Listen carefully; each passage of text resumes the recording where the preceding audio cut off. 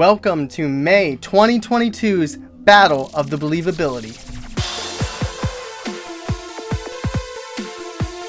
So thank you for joining us on this month's Battle of the Believability, where we talk about the episodes that we went over this month, not listener submissions, but episodes that we talked about, and we rank them to see which one's the most believable and unbelievable, and the ones that's in the middle just kind of goes away. They go away. They get to not be the worst or the best. They get to just enjoy mediocrity. We already ranked these episodes, but now we're going to rank them against each other. And the most believable goes in its own pile. Most unbelievable goes in its other pile. And then in December, at the end of the year, we are going to rank Believing the Bizarre's 2022 most believable and least believable, or most unbelievable.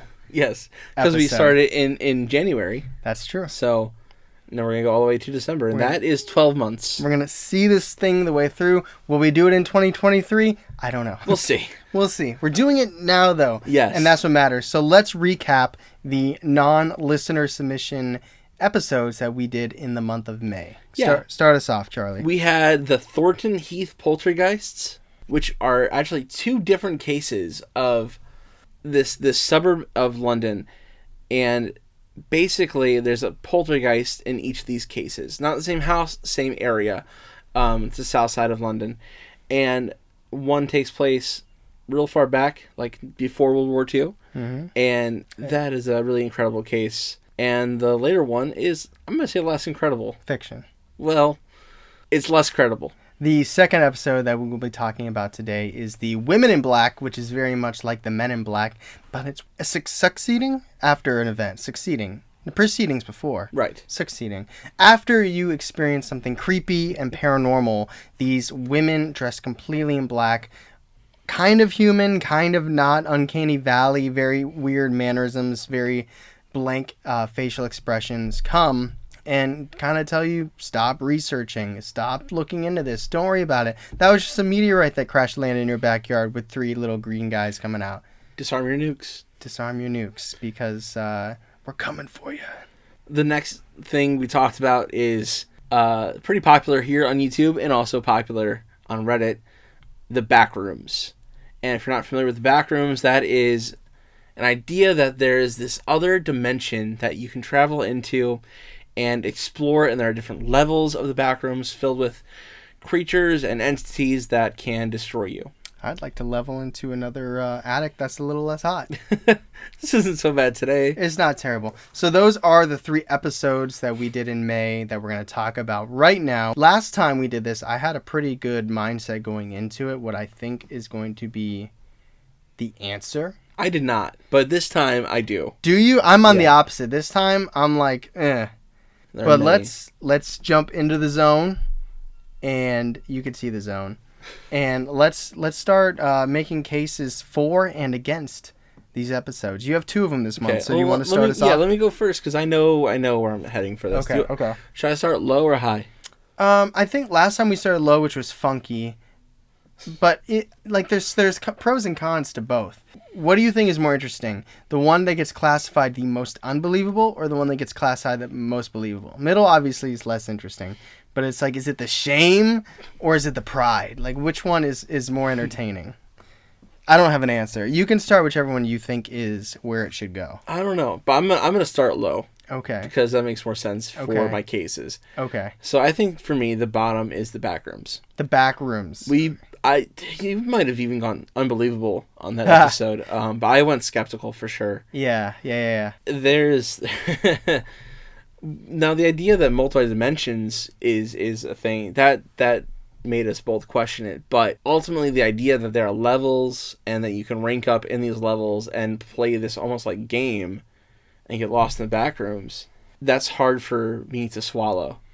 Yeah, it's a fun concept. Honestly, I have my own mental category for these type of episodes. I know I've told you where it's like I call them the TikTok episodes, even though some of them probably were originate in other places. But like the staircases in the woods, the not deer, the Backrooms. Like, these are ones that I think are very interesting, compelling, conspiracy like things.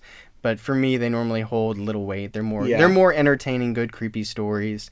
I love the idea. Because I played video games so much growing up. Like it's fun for me to imagine. Like I'm playing Grand Theft Auto, and you're like trying to like run in this building that the creators created, but you don't know if there's anything inside, and you're young enough to almost think like, what if there's like this whole other level inside? And that's not true. But when you're like 11 or 12, you're like, oh, what if? Because games back in the day, I don't know if you can attest to this, like bonus stuff was so much harder to attain. Yeah, it was really hard. So much more rewarding. Like you almost had to like look it up on the internet. IGN wasn't making posts a day after the game drops on Facebook telling you, well, look at this spoiler. We're not going to spoil it, but the image we used spoils it. I'm thinking of Crash Bandicoot too. There's like different things.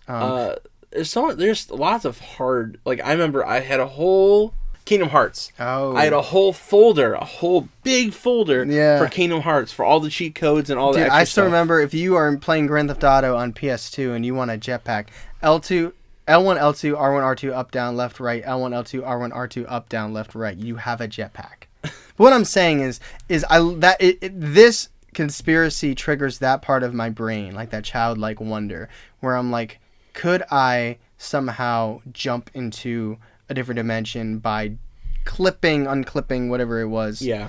So fascinating. I think it's incredibly entertaining. I have no pushback on the bottom. I have no pushback with it being on the bottom. But I will always say, as long as fairies are in play, Backrooms might give fairies a run for its money. Yeah. And not for a lack of me enjoying it as a topic. Right. Right. Well, I really like fairies, but I still, I don't know. Okay, so it's at the bottom. You can see it. It's right there. So now let's go to the middle and the top. So which one is just going to enjoy floating off into the ether? And which one is going to move on and fight to be the most believable episode we've ever done in the year of 2022? I think I have an answer for this one too. Yeah. Let me give you my rationale for both. Sure. I don't have one. I'm looking at them right now. Okay. Okay, I'll give you a pro and a con for both. Okay. Women in Black. If you believe in the Men in Black, if you believe in aliens, I think it naturally makes sense. It has it has the government pull.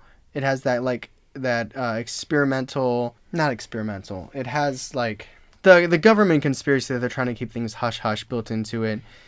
Aliens encounters, the government and people not wanting to know about that. Maybe forces outside of this world not wanting you to know about that. The downside or the less believable aspect of it is that it's hardly reported. But that could be because the world is sexist.